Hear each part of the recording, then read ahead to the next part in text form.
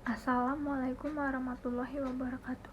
Perkenalkan, nama saya Dina Ramadanti dengan NPM 224111115 dari kelas MNJ 22C. Di sini saya akan menjelaskan tentang perilaku kepemimpinan. Dalam Kamus Bahasa Indonesia, perilaku adalah tanggapan atau reaksi terhadap rangsangan atau lingkungan.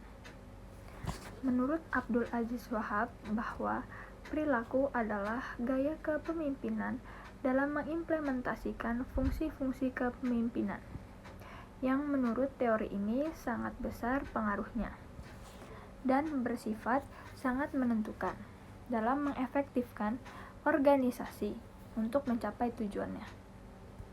Pendekatan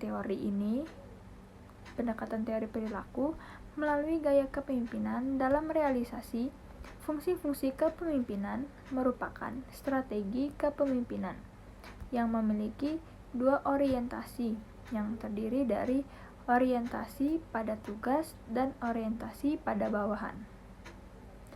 Perilaku kepemimpinan yaitu gaya kepemimpinan yang fokusnya tidak pada sifat-sifat atau karakteristik pemimpinan, tetapi pada tindakan interaksi terhadap orang-orang yang ada di sekitar kerjanya dan pada sekelompok orang bawahan. Selanjutnya yaitu konsep perilaku kepemimpinan. Menurut Mulyasa yang dikutip oleh Nur Effendi, perilaku kepemimpinan ada 3 dimensi yang didasarkan pada hubungan antara 3 faktor, yaitu perilaku tugas, task behavior, perilaku hubungan, relationship behavior, dan kematangan, maturity. Perilaku tugas merupakan pemberian petunjuk oleh pemimpin terhadap anak buah, meliputi penjelasan tertentu apa yang harus dikerjakan, bila mana, dan bagaimana mengerjakannya, serta mengawasi mereka secara ketat. Perilaku hubungan merupakan ajakan yang disampaikan oleh pemimpin melalui komunikasi dua arah yang meliputi mendengar dan melibatkan anak buah dalam pemecahan masalah. Adapun kematangan adalah kemampuan dan kemauan anak buah dalam mempertanggungjawabkan pelaksanaan tugas yang dibebankan kepadanya. Dari ketiga faktor tersebut, tingkat kematangan anak buah merupakan faktor yang paling dominan. Karena itu, tekanan utama dari teori ini terletak pada perilaku pemimpin dalam hubungannya dengan bawahan. Kegiatan pemimpin dalam melakukan manajemen organisasinya mulai dari pengambilan keputusan sampai pada pelaksanaan dan evaluasi kerja menunjukkan suatu perilaku. Perilaku pemimpin dalam suatu organisasi menjadi sorotan dan mengaruhi timbulnya perilaku anggota atau perilaku kelompok. Apabila perilaku pemimpin baik dalam memberikan instruksi, mengawasi, maupun melakukan evaluasi, termasuk dalam mengemukakan pikiran-pikirannya, maka dapat menciptakan efektivitas organisasi. Perilaku kepemimpinan tersebut yaitu perilaku instruktif, konsultatif, partisipatif, dan delegatif. Perilaku kepemimpinan tersebut masing-masing memiliki ciri pokok sebagai berikut. Yang pertama, perilaku instruktif. Terbangunnya komunikasi satu arah. Pimpinan membatasi peranan bawahan.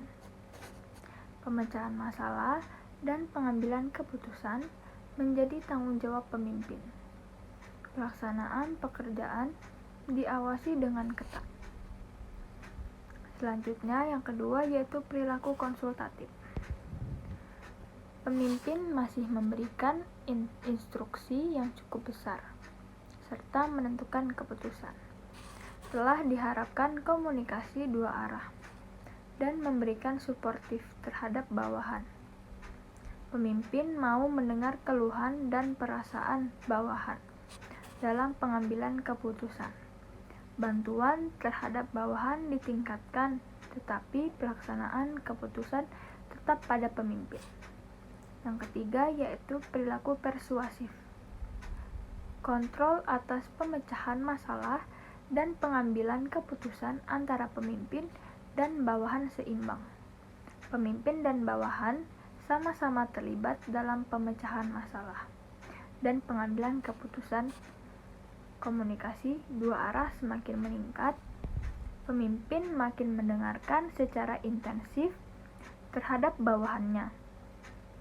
Keikutsertaan bawahan dalam pemecahan dan pengambilan keputusan makin bertambah. Yang keempat yaitu perilaku delegatif. Pemimpin mendiskusikan masalah yang dihadapi dengan bawahan dan selanjutnya mendelegasikan pengambilan keputusan seluruhnya kepada bawahan. Bawahan diberi hak untuk menentukan langkah-langkah bagaimana keputusan dilaksanakan dan bawahan diberi wewenang untuk menyelesaikan tugas-tugas sesuai dengan keputusan sendiri. Selanjutnya, menurut Stockdale yang dikutip oleh Muwahhid Sulhan mengemukakan bahwa untuk menilai perilaku kepemimpinan, ada 12 faktor yang perlu diperhatikan, yaitu yang pertama, perwakilan, representation. Pemimpin berbicara dan bertindak sebagai wakil kelompok. Yang kedua, tuntutan perdamaian, reconciliation. Pemimpin mendamaikan tuntutan konflik dan mengurangi ketidakteraturan dari sistem yang ada. Yang ketiga, toleran terhadap ketidakpastian. Tolerance of uncertainty.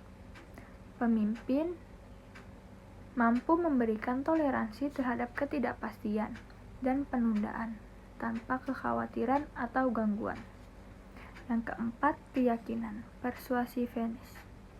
Pemimpin mampu menggunakan persuasi dan organisasi secara efektif, serta memperlihatkan keyakinan yang kuat. Yang kelima, struktur inisiasi, initiation of structure. Pemimpin dengan jelas mendefinisikan peranan kepemimpinan dan memberikan kesempatan bawahan mengetahui apa yang diharapkan dari mereka. Selanjutnya yang keenam yaitu toleransi kebebasan, tolerance of freedom. Pemimpin membiarkan bawahan berkesempatan untuk berinisiatif, terlibat dalam keputusan dan berbuat. Yang ketujuh, asumsi peranan, role assumption. Pemimpin secara aktif menggunakan peranan kepemimpinannya daripada menyerahkan kepemimpinan kepada orang lain. Yang ke-8 yaitu konsiderasi, consideration. Pemimpin memperlihatkan ketengan kerjasama dan kontribusi bantuan bawahan. Yang ke-9, penekanan pada hal-hal yang produktif, productive emphasis.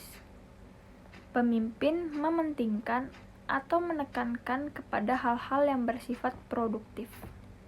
Yang ke-10, ketepatan yang bersifat produktif, predictive accuracy.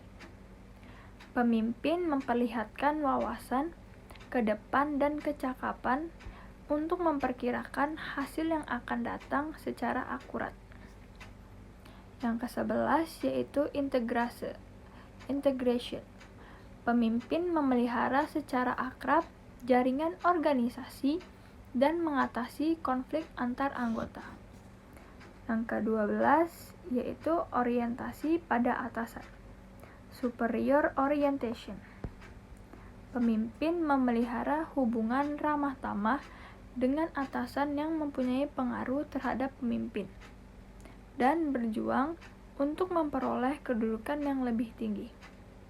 Sekian presentasi dari saya tentang perilaku kepemimpinan. Saya akhiri. Wassalamualaikum warahmatullahi wabarakatuh.